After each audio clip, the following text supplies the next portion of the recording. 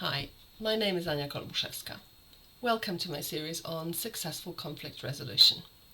Today, I'd like to talk about conflict as an agent of change. In the 1980s, there was a growing dissatisfaction with the existing conflict resolution frameworks, which seemed to approach conflict as a narrow and isolated event, and didn't really seem that interested in addressing the root causes for conflict.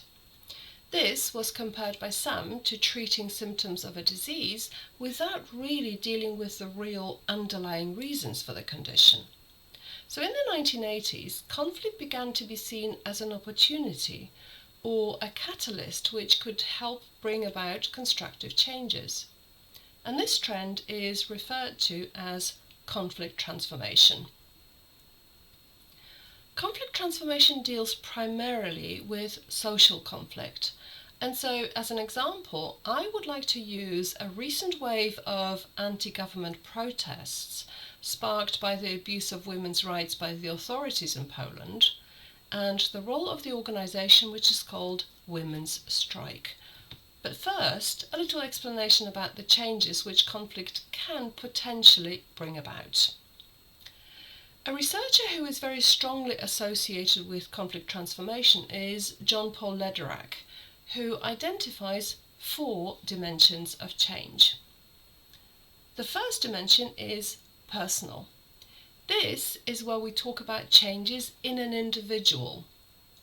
To quote Lederach, in the cognitive, emotional, perceptual, and spiritual aspects of human experience over the course of conflict. Now, of course, conflict can affect us in a negative or in a positive way, but what conflict transformation is aiming at is minimizing the destructive effects and maximizing the potential for growth on a personal level. The second dimension of change is relational. In other words, changes to relationships, and to be more specific, changes to communication and interaction patterns in relationships. And again, conflict transformation is seeking to minimize badly functioning communication and to maximize mutual understanding by explicitly focusing on the fears, the hopes, and the goals that people may have in a relationship. The third dimension is structural, and it deals with the underlying causes of conflict at the level of social structures, organizations, and institutions.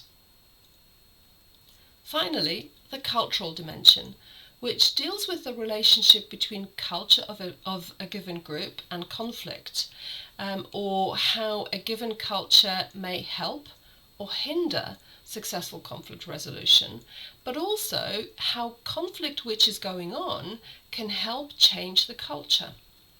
So now, back to Women's Strike in Poland.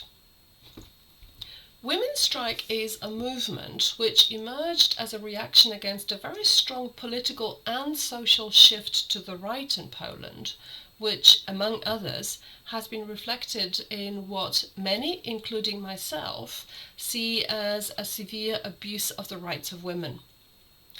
Women's Strike is one of the leading organizations behind the wave of anti-government protests. So how can this conflict between a large portion of the Polish society and the government bring about change? What changes have already happened as a result of this conflict? Let's look at the 4 dimensions of change. On the personal level, the conflict has already brought about an increased level of awareness and interest in issues connected to discrimination of women. This rising level of awareness and interest go hand in hand with a higher level of emotions, and that in turn causes a high level of involvement. This helps in the development of civic society, which is a change on the structural level. On relational level, what we can see immediately is a change in communication patterns with those in power, demanding rather than asking nicely, a much more direct approach to communicating with the authorities. But there is also a shift in terms of interactions with those on the same or the other side of the debate. On one side, increased closeness, on the other, increased polarization. This particular conflict has very clear structural roots, namely systemic discrimination of women. And the change that we can already see is growing awareness and opposition to this systemic discrimination, as well as changing perceptions of female roles in society. And finally, the cultural dimension. The cultural dimension in this particular case helps highlight the destructive impact of imposing ideological solutions instead of respect and dialogue. But it's also about the people taking matters into their own hands and looking for constructive solutions where the authorities can provide none.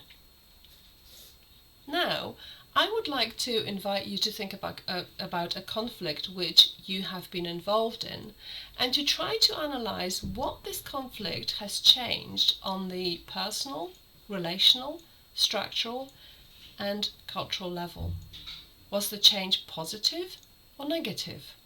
Was there any potential for more positive change? If yes, how would you deal with a similar conflict in the future? And with this, thank you very much for watching and see you soon.